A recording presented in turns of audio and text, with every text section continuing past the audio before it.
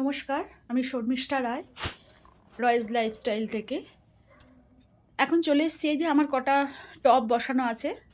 তো এখানে এই যে বসিয়ে ফেলেছিলাম কিছু লঙ্কা আর ক্যাপসিকামের দানা, সেখান থেকেও বেশ সুন্দর গাছ হয়েছে আর ফুলে ভরে গেছে গাছটাতে একদম।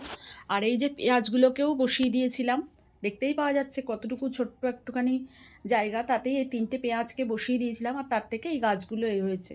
তো আজকে একটু বানাবো এগ চিকেন চাউমিন।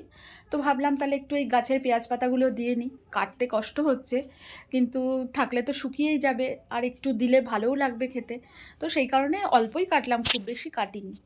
তো এই যে ঘরে চলে এসেছি, পেঁয়াজ শাকটাকে ভালো করে ধুয়েও নিয়েছি। আর এদিকে আমার চাউ সেদ্ধ হয়ে গেছে, নুন আর সাদা তেল দিয়ে একটু সেদ্ধ করে নিয়েছি, দিয়ে ঠান্ডা জলে ধুয়ে জলটাকে ঝরিয়ে নিয়েছি। আর এদিকে পেঁয়াজ কাঁচা লঙ্কা এগুলো কুচিয়ে নিয়েছি, ডিমটাও ভাজা হয়ে গেছে। আর এই চিকেনটাকে একটুখানি সয়া সস, একটু চিলি সস আর একটুখানি রসুন দিয়ে মাখিয়ে নিলাম।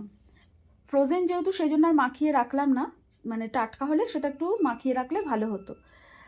আমার যেহেতু ফ্রোজেন চিকেন, সেই জন্য মানে ভাজলে একটুখানিও সময় বেশি নেবে না যে সেদ্ধ হতে। তো যাই হোক, মাংসটা ভাজা হয়ে গেছে। এবার এর মধ্যে দিয়ে দিলাম পেঁয়াজ কুচি, কাঁচা লঙ্কা কুচি, পেঁয়াজ শাক সমস্ত কিছু দিয়ে ভালো করে ভেজে নিলাম।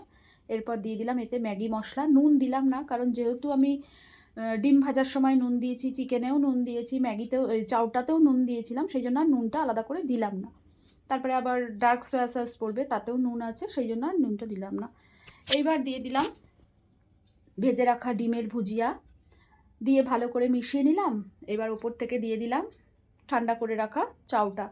চাউটা যদি একটু ঠিকঠাক সেদ্ধ হয় না, তাহলে খেতেও ভালো লাগে। চাউটা যদি একটু গলে টলে গেলে না, ভালো লাগে না খেতে। আর এই যে চাউ দেওয়া হয়ে গেছে, এবার মিশিয়ে নেবো। আর একটু ওপর থেকে কড়াইশুঁটিও দিয়ে দিলাম, আর দিয়ে দিলাম একটু ডার্ক সয়া সস। এবার ভালো করে মিশিয়ে নিয়ে গ্যাস বন্ধ করে দিলাম। আমরাও ব্রেকফাস্টে খাবো আর ছেলেকেও টিফিনে দিয়ে দিলাম। ঘরের তৈরি জিনিস, এর তো আলাদাই স্বাদ, আর অবশ্যই সেটা অনেকটা বেশি স্বাস্থ্যের পক্ষেও ভালো। তো এই যে টিফিন প্যাক হয়ে গেল। তো আমার রান্নাটি কেমন লাগলো?